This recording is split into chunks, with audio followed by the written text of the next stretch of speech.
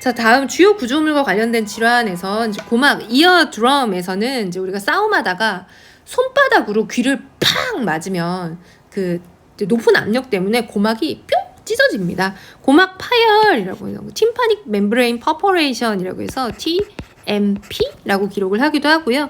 그냥 ruptured eardrum, 퍼포레이티드 이어드럼 이렇게 표기를 하기도 합니다.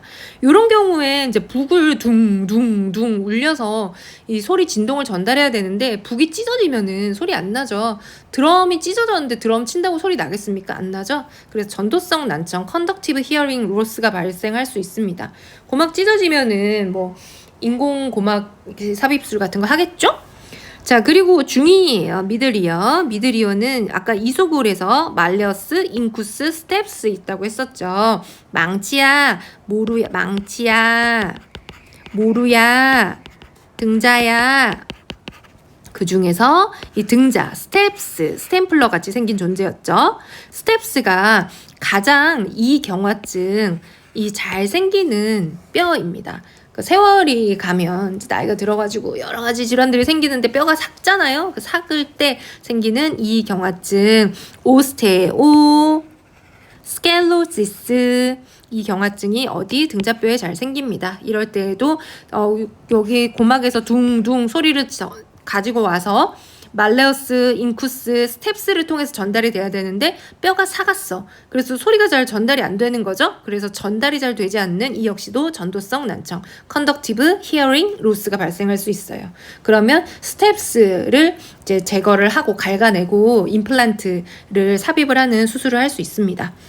그리고 그 고실, 아까 말씀드렸던 거죠. 고실 팀파닉 캐비티는 원래 텅 비어있는 공기가 차있는 부분이고 이분이 일정한 압력이 유지가 되어야 되는데 이 압력을 유지하기 위해서 비인두와 연결이 되어 있는 어디터리 튜브, 유스타키오관을 통해서 염증이 기어 올라오면 중이염, 오티티스 메디아가 발생합니다. 중이염, 우리 한글로는 중이염 너무 많이 들었는데 오티티스 메디아는 못 그쵸? 들어보지 않았죠? 이런 단어 외워두십시오. OT에 ITIS, 오티티스 메디아. 이 ITIS 염증이라는 뜻이죠. 그쵸?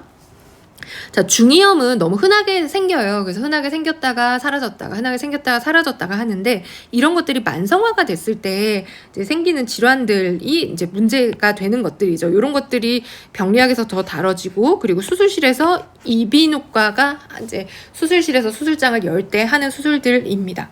첫 번째로 진주종성 중이염이라고 해서 진주종이라는 게 있어요. 콜레스테이토마입니다. 중이염이 반복이 되면서 만성화가 되어서 이소골 자체 뼈가 녹아버린 거죠. 콜레스테이토마. 그리고 유양돌기염이라고 하여서 귀 뒷부분에 있는 뼈인데요. 여기도 역시 중이와 구조적으로 닿아 있기 때문에 만성적인 이 유양돌기염 급성으로는 마스토이다이티스라고 하는 유양돌기염 그리고 만성이 되었을 때 만성유돌염이 생길 수 있다. 이런 만성유돌염 등이 있으면은 여기 염증이 생겨가지고 붓고 아프고 열나고 농이 차고 고름이 차고 이런 일이 생길 수 있겠죠. 그럼 여기를 이제 귀를 열어가지고 여기를 끌어내주는 수술을 합니다. 그 수술의 이름은 마스토이덱토미라고 하는 유돌절제술 혹은 절제술. 유양돌기가 이 마스토이드거든요. 유양돌기. 귀 뒤에 있는 뼈예요. 마스토이드. MASTOID. 마스토이드가 반복되는 중이염 등을 원인으로 뼈가 녹아내려서 반복적인 염증으로 힘들어졌을 때 마스토이드를 액토미 해주는 마스토이덱토미 유돌 절제술, 유양돌기 절제술을 하게 됩니다. 중이염도 우습게 보지 마라. 귀 열어가지고 수술할 수 있다. 자, 그리고 다음은 내이예요. 내이도 또 이제 힘든 병들이 많이 나오죠. 우리가 내이의 구조물들 여러분 뭐 있었는지 기억나시나요? 내이는 아까 중이와 닿아 있는 전정이 있었죠. 그리고 전정의 윗부분에 이렇게 반고리관, 그리고 전정의 뒷부분에 달팽이관, 방골이관 세미서큘러 덕트, 전정 베스티블, 그리고 달팽이관 커클리아, 이렇게 세 가지가 네이라는 존재였죠. 근데 네이라고 하는 것은 어떻게 골미로와 망미로라는 존재로 이루어져 있어서 조개 껍질 같은 껍질이 있고 그 안에 림프액이 차 있다고 했잖아요. 여러 가지 원인으로 이 림프액의 압력이, 림프액 양이 많아진다든지 염증이 생긴다든지 등등의 원인으로 이 림프액의 압력이 상승하게 되는 것이 메니에르병입니다. 우리 앞에서 시각에서 눈에 안구 방수가 있는데 이 안구 방수가 많이 생성되거나 잘 배출되지 않아서 안압이 상승해서 생기는 병이 녹내장이었잖아요. 그거와 약간 비슷한 개념처럼 이 뇌 자체의 압력이 상승해서 생기는 병이 메니에르 병입니다. 메니에르 디지즈. 잘 치료가 되지 않고 겉으로 표시가 나지 않고 괜찮을 때도 있고 빡칠 때도 있어가지고 환자들이 되게 예민해하는 병이에요. 아프면 아프고 말면 말아야지. 약간 피곤하면 확 생기고 이러면 힘들잖아요. 그래서 취 컴플레인이 어지러운 벌티고, 그리고 잘 들리지 않는 난청 히어링 로스, 이명, 티니터스, 그리고 귀가 먹먹한 느낌, 이어 풀리스, 이런 것들을 주 호소로 합니다. 교감신경이 항진되면 힘들어해요. 예민하거나 스트레스 받거나 짜증나거나 짠 거 많이 먹거나 혈압 올라가거나 이럴 때.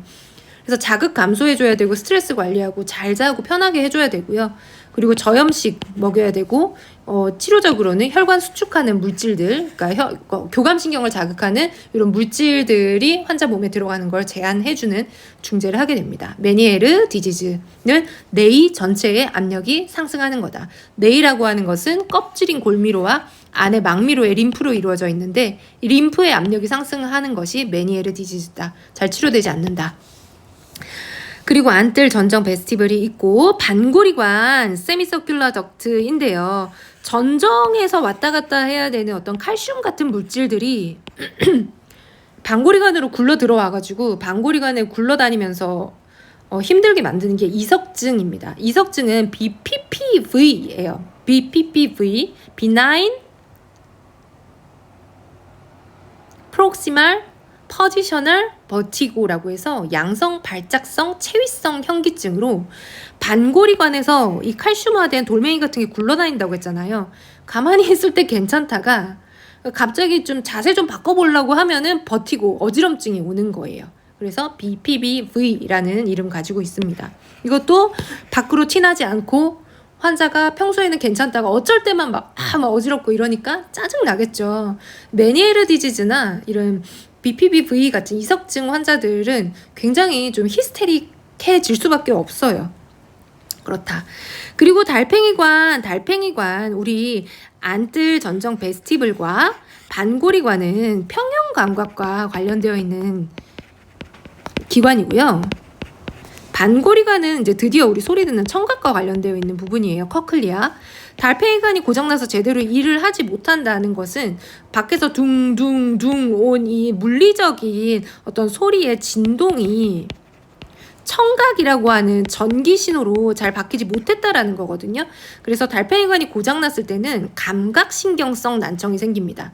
우리 이전에 이어드럼의 손상이라든지 이소골의 손상이라든지 이런 것들이 있으면 전도성 난청, 컨덕티브 히어링 로스가 있었잖아요.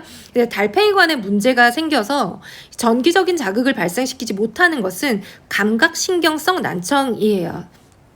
그래서 이런 난청이 있을 때 난청이 이제 좀 약한 경우에는 보청기를 착용을 하고, 물론 감각신경성 난청과 전도성 난청 모두에서 보청기는 착용을 합니다. 근데 감각신경성 난청이 너무 심해졌다 그러면은 인공 와우 이식술을 할 수 있어요.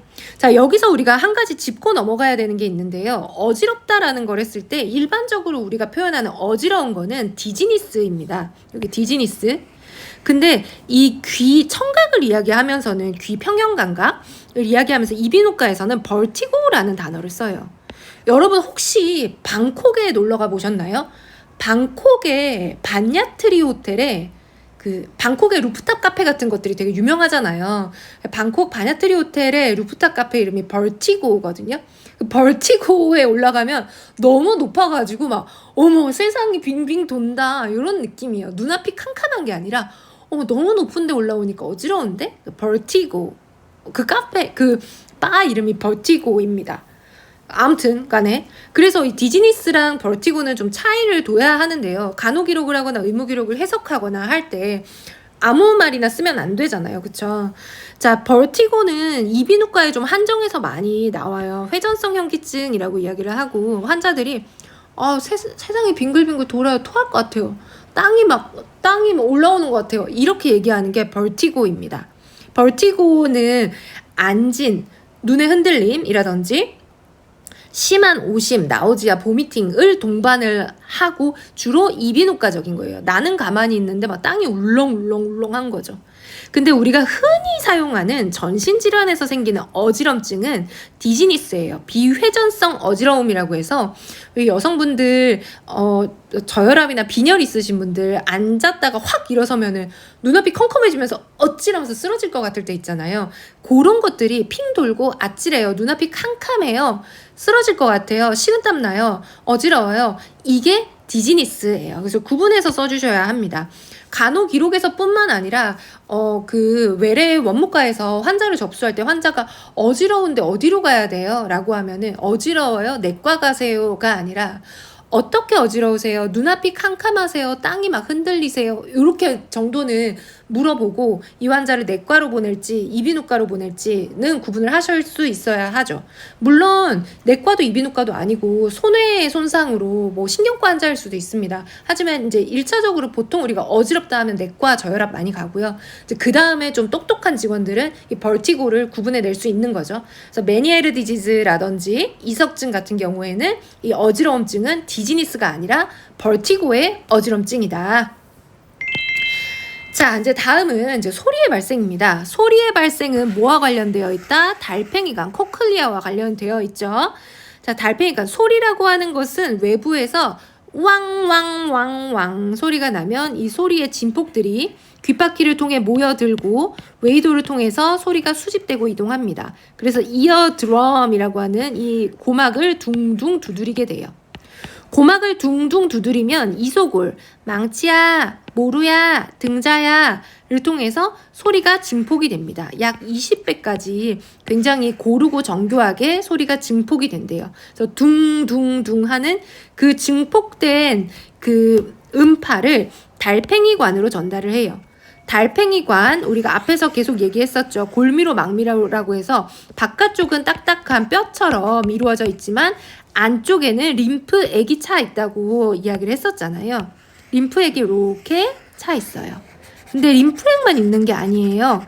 안쪽에는 소리 그 진동에 반응하는 털도 있어요. 그 털이 무엇이냐? 유모세포예요. 헤어셀이라고 하는 유모세포가 여기 이렇게 쫑쫑쫑쫑쫑쫑쫑쫑 나 있습니다. 이것과 관련해서 2015년에 한 연구의 데이터예요. 제가 한 거 아니고 유명한 분이 했겠죠. 자, 달팽이관 꼬부랭이를 펴놨더니 이제 이렇게 뾰족하게 펴졌어요. 이 달팽이관에 유모세포라고 하는 털이 있더라. 근데 털이 부위에 따라서 다르고 어떤 음인지에 따라서 뭐 여성들의 목소리처럼 이렇게 여성들 목소리는 얇고 좀 찌르는 듯 하잖아요. 이렇게 한 목소리랑 되게 굵고 낮은 목소리 이런 음파가 달팽이관의 부위에 따라 유모세포들이 서로 다르게 흔들리더라 라는 거예요. 림프액이 차 있고 거기에 유모세포라는 털이 꽂혀 있는데 여기에 소리 진동이 왕왕왕왕왕왕 가면 이 털들이 막 흔들리겠죠. 흔들리면서 전기가 찌릿 찌릿 찌릿 찌릿 발생해서 전기적 신경신호가 변환이 됩니다. 그래서 이게 8번 뇌신경을 통해서 대뇌로 전달이 돼서 우리가 소리, 네 목소리 이렇게 듣게 되는 과정이에요. 요거 내용까지는 뭐 이해 안 하시더라도 그래서 우리가 골미로나 망미로 이것들을 계속 이야기를 하는구나. 껍질이 있고 속 알맹이가 있고 안에 림프라는 게 차 있기 때문에 림프가 흔들리면서 유모세포가 흔들리면서 전기적인 신호가 나타나가지고 청각이라는 전기적인 신호가 만들어지는 거고 전정기관이나 방골이관 같은 곳에서는 껍질은 뼈지만 안에는 림프액이 들어있어서 이 림프액이 막 흔들리면서 방향이나 속도 같은 것들도 익히게 되고 앞에서 얘기 안 했는데 그냥 얘기 안 할란다. 얘기 안 해야 되겠다. 아무튼 그렇고 그리고 뭐 이 림프액이 액체의 양이 많아지거나 막 이렇게 압력의 문제로 생기는 게 메니에르 디지즈고 요런 이제 개념들이 질병들이 이어지게 됩니다.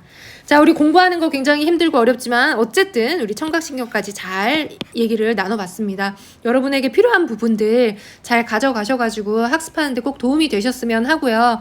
이제 여기서 양쌤튜브에서 쉽게 키워드들 몇 개 기억하신 것들을 기반으로 해서 여러분 교과서를 다시 보시면 아, 그 말이 그 말이었구나 라고 해서 여러분 교수님의 깊고 진한 그 학문의 뜻을 이해하는 시간이 올 거라 생각합니다. 애쓰셨고요. 남은 시간 편하게 쉬고 좋은 시간 보내세요. 감사합니다.